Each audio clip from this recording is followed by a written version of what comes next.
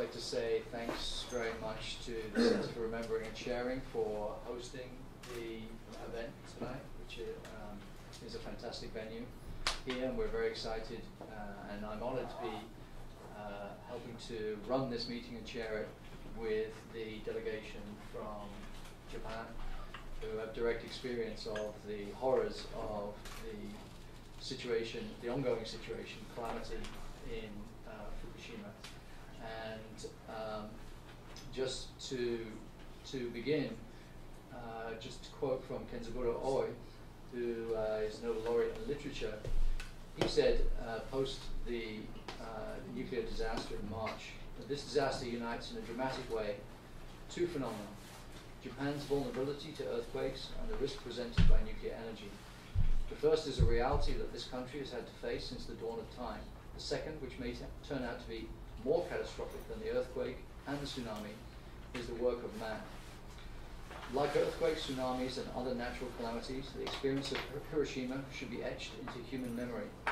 It was even more dramatic a catastrophe than those natural disasters precisely because it was man-made.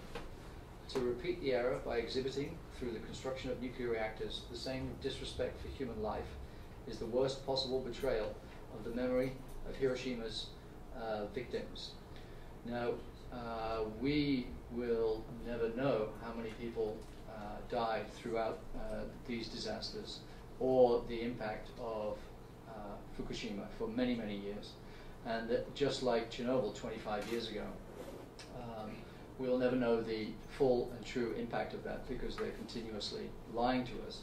In fact, we know through WikiLeaks, the French and the British government, within 24 hours of the disaster, were already secretly colluding with their own nuclear corporations to spin the news that nuclear was still safe, despite all of the evidence to the contrary. And you can bet if the French and British governments were doing that, then the American government was doing it too.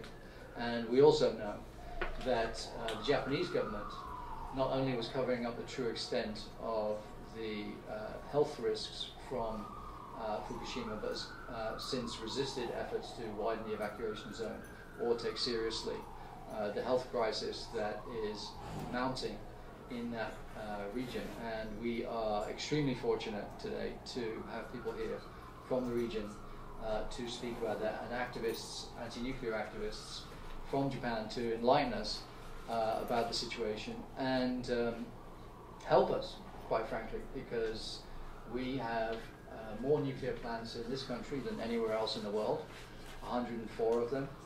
23 are the exact same design as Fukushima, and one of them is just 25 miles or so from where we are right now, with no evacuation plan beyond 10 miles. And so that is, and it's 36 years old, Indian Point, and they want to relicense it for another 20 years. So we could have a 60-year-old plant 25 miles away from here, operating with all of the problems that occurs, not just for catastrophic accidents, but the general operation of the plant itself is itself a huge safety concern.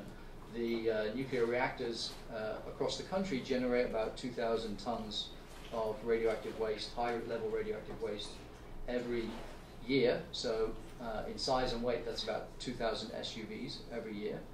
There's no plan with what to do with that.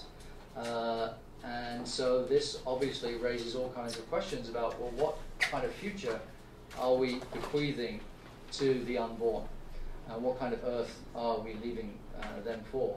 According to the LA Times, the Department of Energy is decommissioning 8 reactors at Hanford in Washington and plans to process about 58 million gallons of radioactive sludge, now in leaky underground tanks, all at an estimated cost of $100 billion to $130 billion, according to outside estimates. But unlike Fukushima Daiichi, none of the Hanford plants melted down, and virtually all of the site is accessible to workers without risking exposure to dangerous levels of radioactivity. And we know from various press reports that workers are having to work under horrendous conditions in Japan, where they can go in for a few seconds at a time before they have to rush out because the level of contamination is so high. There have been areas in Japan that have reached levels of 10,000 millisieverts an hour, which is an enormous number. And certainly if you're in contact with that kind of radioactivity for any length of time, you run the risk of serious health impacts. To give you some kind of context for that, you go to the dentist and get an x-ray, that's 0.005 millisieverts. So you go for a CAT scan, that's 5 millisieverts, and what they're recording is 10,000 millisieverts an hour. So we face a significant battle in this country to shut down Indian Point and more broadly move to a clean energy future, which many studies have shown is eminently possible. And yet, just this last week or so, there have been many brochures sent out to all registered Democrats with President Obama on the front, urging people to back nuclear energy as the way forward into the future. This kind of publicity obviously costs an enormous amount of money, and no doubt is backed by the nuclear corporations here.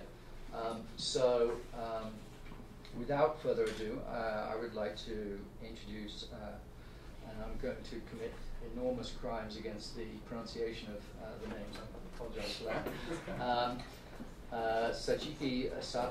Sachiko, thank you, Sato, who's from Fukushima Prefecture, Japan, a farmer and chairperson of the board of Ausora, and board member of Fukushima Network for Saving Children from Radiation. She will be speaking first.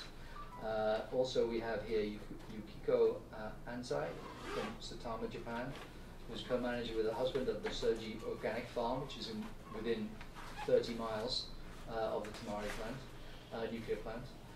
We have Kiori Izumi from Hokkaido, Japan, director of Shep Tamari and co-director of Save Fukushima Children, Hokkaido. And Eileen Miyoko Smith, executive director of Green Action in Japan.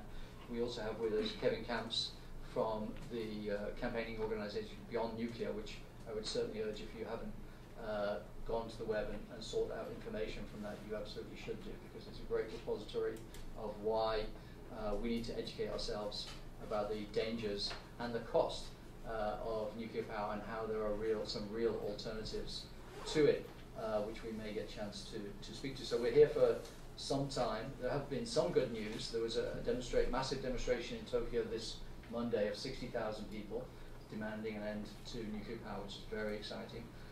Siemens, the German engineering giant, just announced that it's pulling out of building nuclear reactors.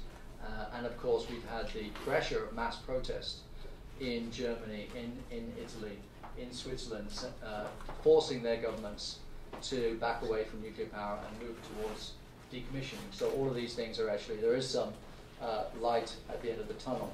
I would like to invite Sachiko to speak first. Thank you very much.